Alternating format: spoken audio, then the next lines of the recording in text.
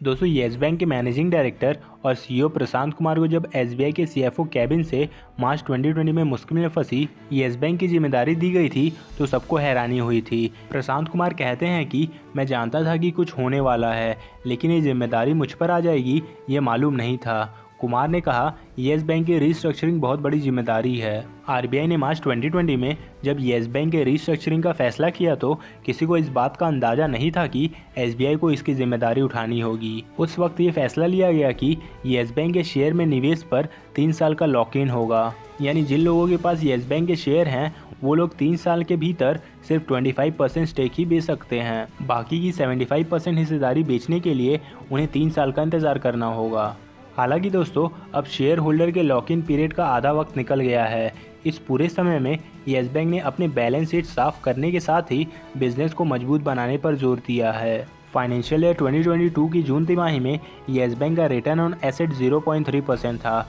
Yes bank का target है कि इसे बढ़ाकर फाइनेंशियल ईयर 2023 तक 1% तक पहुंचाया जाए। हालांकि इस टारगेट को हासिल करने से पहले जरूरी है कि येस बैंक अपने ग्राहकों का भरोसा जीत पाए। येस बैंक के सामने सबसे बड़ी चुनौती ग्रोथ और क्वालिटी के बीच बैलेंस बनाकर रखना है।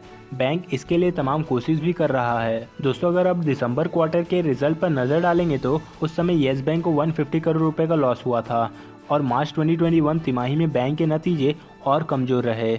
इस दौरान येस बैंक का नेट लॉस 3,788 करोड़ रुपए रहा। हालांकि इसके बाद येस बैंक के नतीजे में सुधार देखने को मिला।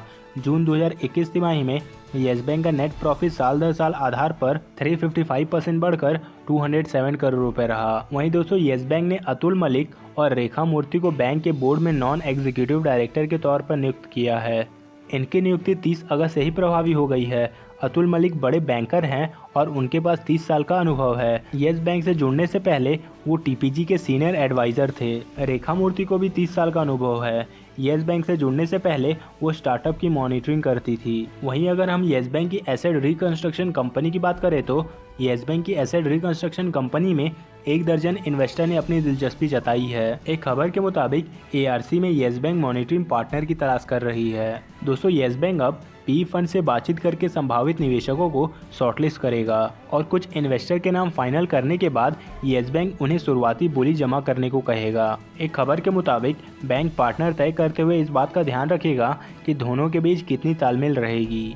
येस बैंक को उम्मीद है कि अक्टूबर खत्म होते होते इन्वेस्टर का चुनाव हो जाएगा। पिछले महीने येस बैंक ने एआरसी बनाने का प्रस्ताव रखा था और इसके लिए एक्सप्रेशन ऑफ इंटरेस्ट मंगाया गया था।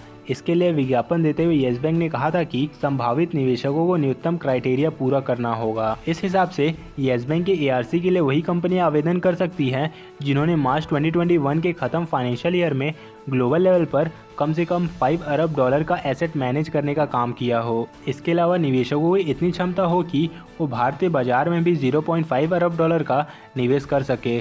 संभावित निवेशकों के पास डिस्ट्रेस एसेट मैनेजमेंट और एनपीए की वसूली में ग्लोबल एक्सपीरियंस होना भी जरूरी था। इसके साथ साथ आरबीआई के फिट एंड प्रॉपर क्राइटेरिया पर भी निवेशकों को खरा उतरना होगा।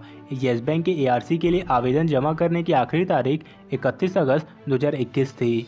तो दोस्तों इस नए एआरसी बिजनेस से येस बैंक को फ़ायदा ये होगा कि इसे बैंक को अपने बैड एसेट की सफाई करने में मदद मिलेगी और येस बैंक पहले ही ये संकेत दे चुका था कि वो NACL या बैड बैंक का हिस्सा नहीं बनेगा। दोस्तों येस बैंक का मानना है कि अपनी एसेट रिस्ट्रक्चरिंग कंपनी बनाकर ज़्यादा बेहतर ढंग से वो लोन रिकवर कर सकता है। तो दोस्तों येस बैंक पे जब से मॉरेटोरियम लगाया गया था तब से अभी तक यानी 17 महीने में येस बैंक के ऊपर कुछ इस तरीके का स्टैंड लिया गया है। उम्मीद करते हैं कि एसेट रिकंस्ट्रक्शन कंपनी और बचे हुए लॉक इन पीरियड में येस बैंक कुछ अच्छा कर सके।